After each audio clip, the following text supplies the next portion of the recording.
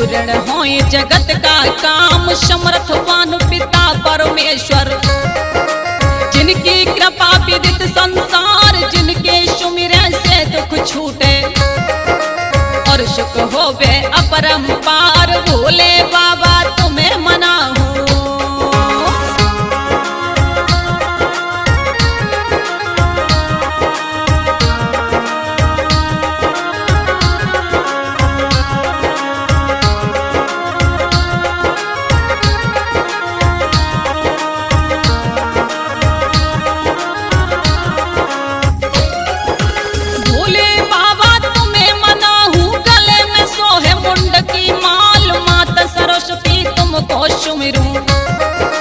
भूले अक्षर दियो बताए कुटरौली में कैसे आए, तुमको सही रहे बतलाए, संगम भगत जी के कृपा है।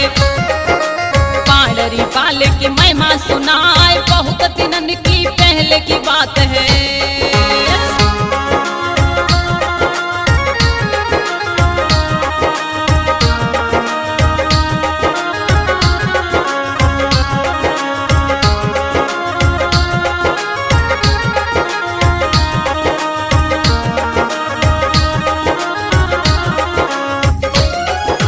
बात बहुत पहले की है ये, तुमको सही रहे बतलाए, बधौरिया कुल में ये आए, इनकी महिमा रहे दर्शाए। 40 साल बीत गई भाई, तब की बात रहे बतलाए, जिलेदार से पिता है इनके, मैया गीता बाई कहाए, कोई संतान हुई नहीं इनके।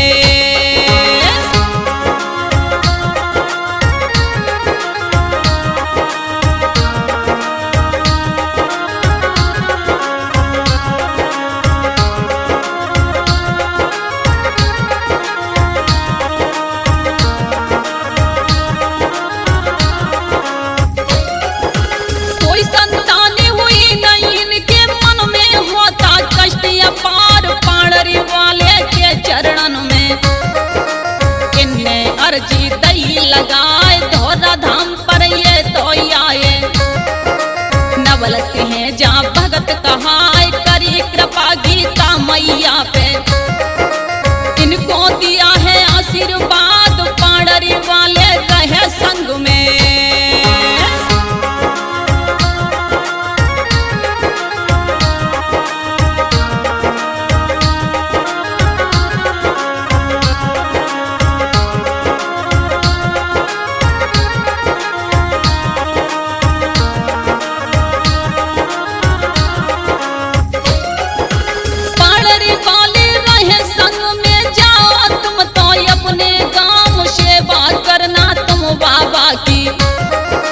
तुमको दे दिया आशीर्वाद, बेटा होंगे 3 आपके, मैया मन में गई मुस्कान, अपने घर जब आई मैया, बाबा की बन गई सेवादार, सोमवार महादेव की पूजा।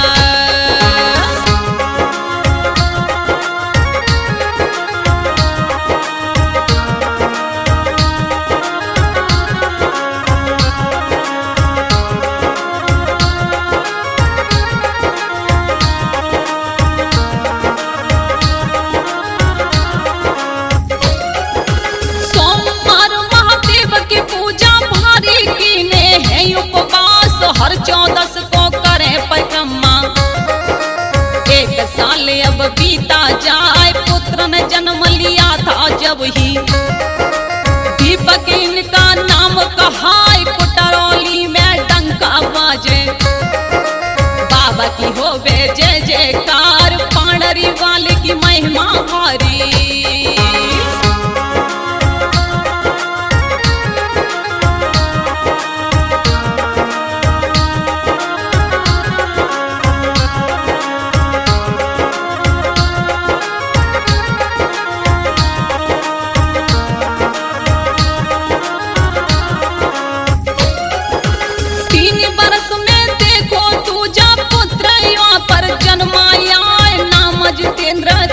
बतावे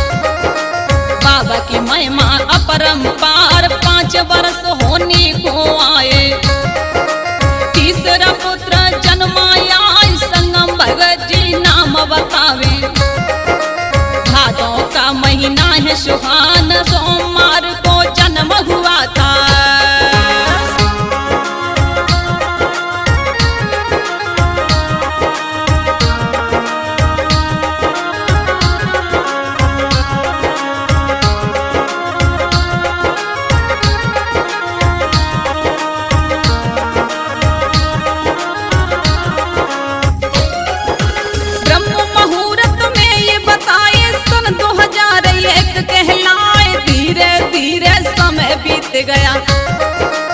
आयु 5 बरस हुई जाए, पांडरी वाले की सेवा करते। भोले बाबा को रहे मनाए, 10 बरस के हुए भगत जी। लिया पिताजी को अब साथ, सगर धाम पर ये तो पहुँचे।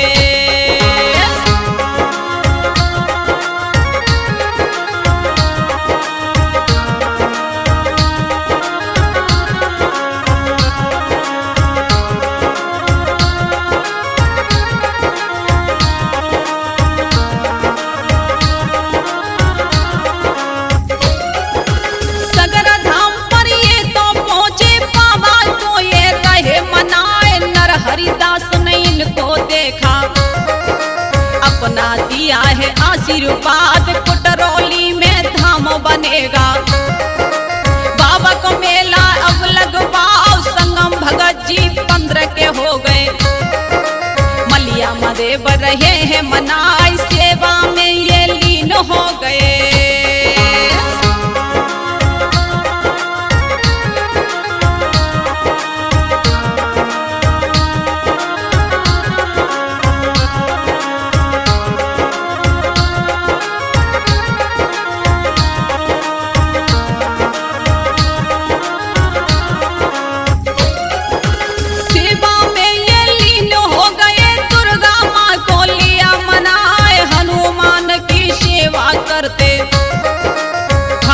कृष्ण गुरु व बनाए, गुरु दक्षिणा इनसे लीने।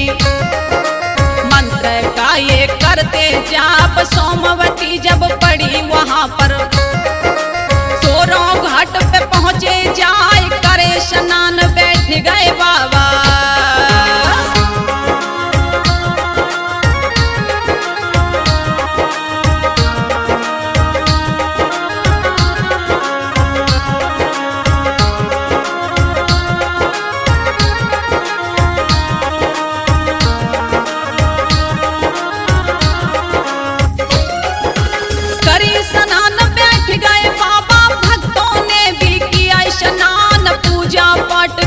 है वहां पर बाबा की बोली जय जयकार, दूसरी बार ये खड़े हैं बाबा।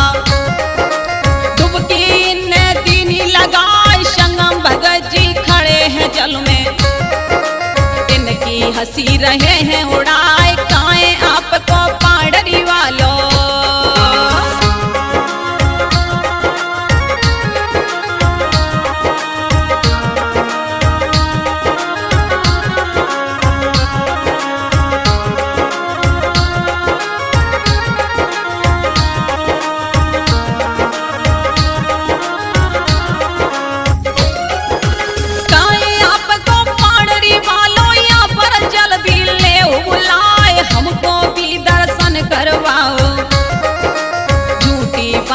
रहे बनाए, संगम भगत बाबा से बोले। मालिक मेरी अर्ज सुनो, डुबकी तीन लगाऊंगा मैं। नहीं त्यागूंगा अपने प्राण, गंगा मैया के अंदर ही।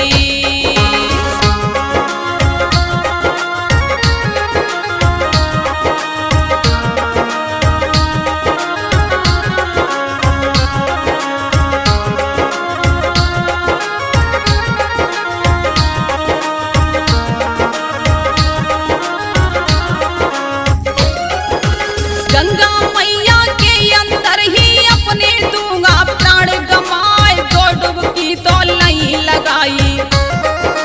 बाबा फिर भी आए ना, विनती करने लगे हैं उनसे। तीसरी डुबकी कहे लगाए, मालिक मैं तो अब आऊंगा। अपनी कृपा राखो बनाए, हाथ पकड़ लिया तब बाबा ने।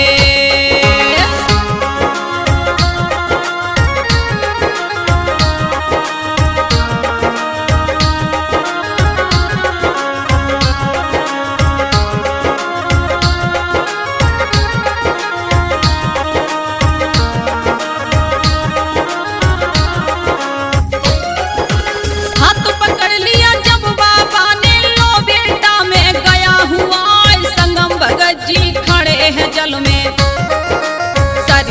पर बाबा आ जाए बरस 18 की आयु में। गई सवारी इन पे आए पाणरी वाले की जय जय होवे।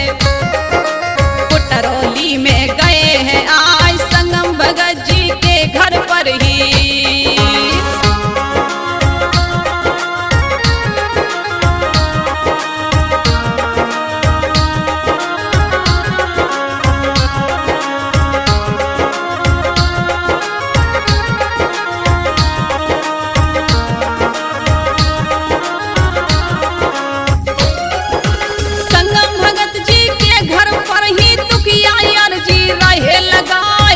सिद्ध सबके अब में बाबा की चर्चा फैली जाए सन 2023 में। संगम भगत से कही सुनाए मेरा तुम मंदिर बनवाओ। बेटा साची दई बताए संगम भगत बाबा श्री बोले।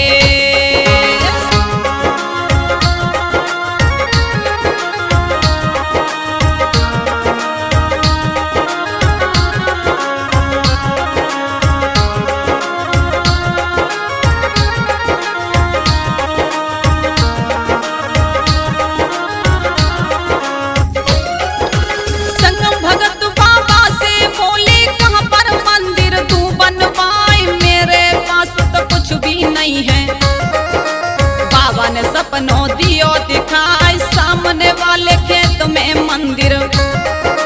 बेटा मेरा तो बनवाए मुहूर्त लगवा दो मंदिर का। फिर मैं अपना लूंगा बनाए अब नव दुर्गा मार्च में देखो।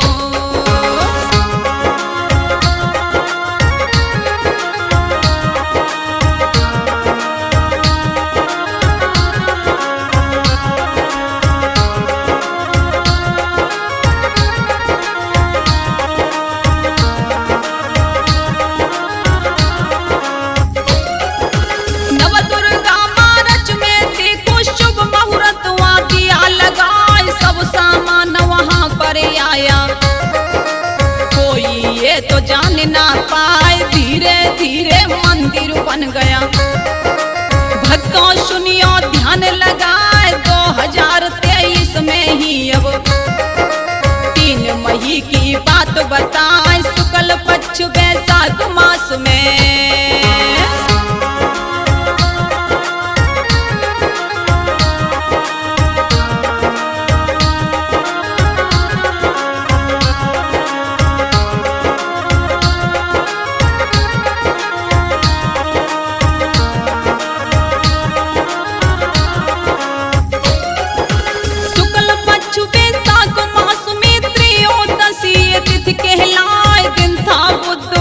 अब देखो पाड़री वाले की जय जय हो। कुटरौली को धाम बनायो प्रतिष्ठा हुआ तय करवाए नरहरि गुरु की कृपा। संगम भगत पे हुई है आए बाबा की ये सेवा करते।